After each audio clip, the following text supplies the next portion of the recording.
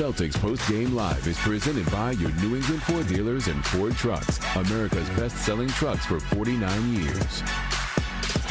Pritchard again frustrated with the whistle. Bouye blocks! Get that out of here! Ron Harper Jr. out of nowhere. Ugo drops it in on this end. It is all Celtics here in Phoenix. There you go. The Celtics getting contributions from across the board as they get the win in Phoenix tonight, 97-81, a game in which the Suns actually led by 11.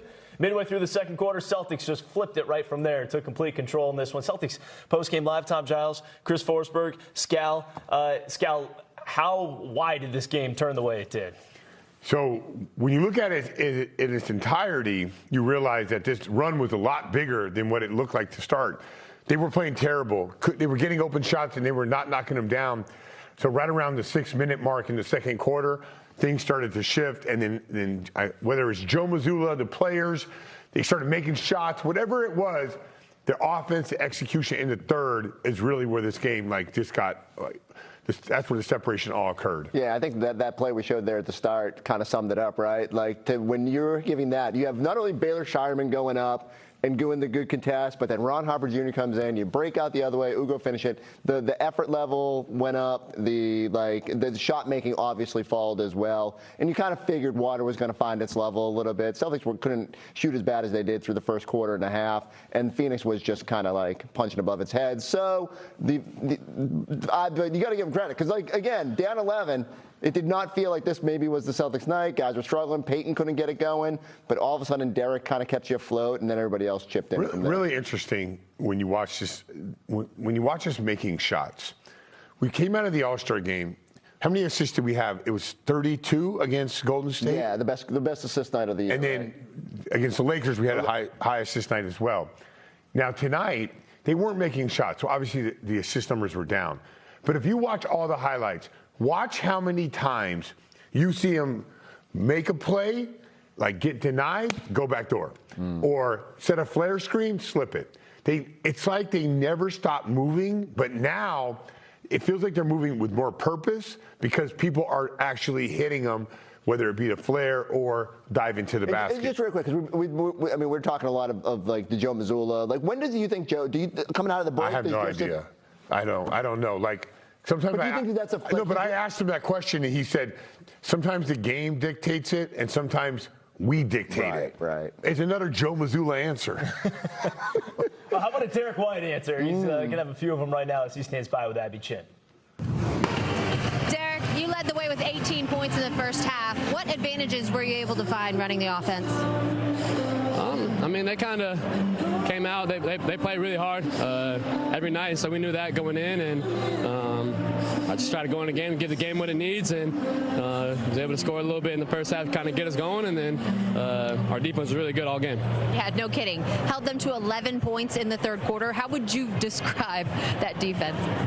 Yeah, it's been really good. Our first shot defense was all good the whole game. We just weren't really rebounding to start the game. And so once we started rebounding and we were able to get out in transition, it was fun.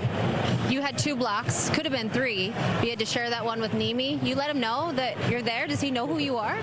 I might be actually glad Nimi was there, but they're talking on the bench, who got that? I'm I did touch it, but I don't know. I'll give it to Neem, though. He's been a beast protecting the paint for us, so I'll give it to him, but I did touch it first, so. Such a good teammate. Finally, you guys 2-0 on this, 3-0, on this trip, and doing it in dominant fashion. What do you like best about the way you've come out of the break? Just ready to go. It's been fun. Got one more to go, so we got to be ready to go. Got a really good team and tough back-to-back, so let's have some fun and try to get a win. Derrick, thank you. Congratulations. Appreciate it. Again, 97-81, your final score. We got Drew Carter, Eddie House on the call of the game. It feels like Eddie, I don't have the concrete numbers to back this up, but when you call the game in Phoenix, usually results in a pretty comfortable win for the Celtics. Yeah, we usually blow them out every time we play them. And what they try to do, you get the "Let's Go Celtics" chants going, and then all of a sudden you look up, they got the music playing loud. They try to drown it out with defense and all the speakers and stuff, so the fans kind of get discouraged from saying it. But it was a sea of green in here tonight, and we handled our business. What happens, Giles, is the Suns players and coaches, they see Eddie out at all these fancy restaurants in Phoenix. He's like the mayor out here. And then he rolls in his Celtics hoodie. They're like, I thought this guy was on our side.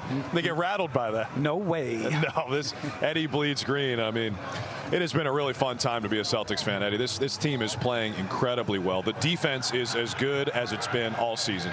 Granted, we take this one with a grain of salt. The Suns missing their top 2 scorers, okay. But this has been what the Celtics are doing for the last month now. The defense is off the charts. It's been off the charts, but granted, we missing 2 of our top 2 players as well. So, we went out there, they just hustled. I look at how Baylor Shireman played. He played with energy, effort. Ugo with his minutes. You talk about Jordan Walsh picking up, causing havoc, getting that steal right in front of us to where it went off the leg of, I forget what guy it was, but just those small little plays, the 50-50 balls, we are getting all of those. And those are super important because defense does lead to offense. And you got to look at that second and third quarter. They only had 31 points combined in that second and third quarter. And so it's all defense, and we went out there and started knocking down shots. Yeah. And Jordan Walsh, he only played 9 minutes. He might have played 30 if he hadn't given Joe bad intel on the challenge, and then he got sat down for that. But it's that fleet of young wings. Him, Ugo, Shireman has been playing ridiculously well. It's like the Celtics, where do they find these guys? And they all play so incredibly hard. That's got to be the identity of the team right now, is how hard they're playing. Yeah, it has to be, and I think they're following suit of Joe. But also, you got to think Jaylen Brown at the same time always set the tone. I want to say, since he said he's the best two-way player in the league, our defense has turned up. And everybody's involved. And it's a difference if you're hungry or if you're starving. And these young boys is starving. And by the way, that block that Keita initially got was credited to Derrick White. Oh, he got it? So he finishes with 3 blocks, 22 points, 8 rebounds, and 8 assists. Again, we neglected him when we chose our step-up guy. What a game for D. White. I know, he was out there killing. Early on, nobody was knocking down shots. And in that second quarter, he started knocking down the shot. He hit the one at the top of the key. Once he hit that one, then he hit the other one over the big fella. Once he started knocking down the shots, it seemed like everything started to open up. He's making the right play. He hit Nemi for a nice bucket. So overall, great basketball game for him. He always makes a huge impact. Today he did a little bit everything like he typically does, Giles. And I just want to know, Scal, are you going to do your radio show tomorrow? 1 hour late, baby. 1 hour late. All right. I've had nothing to listen to for like 2 weeks. I'm back, so man. Good. I'm not promising to be good. I'm just promising to be there.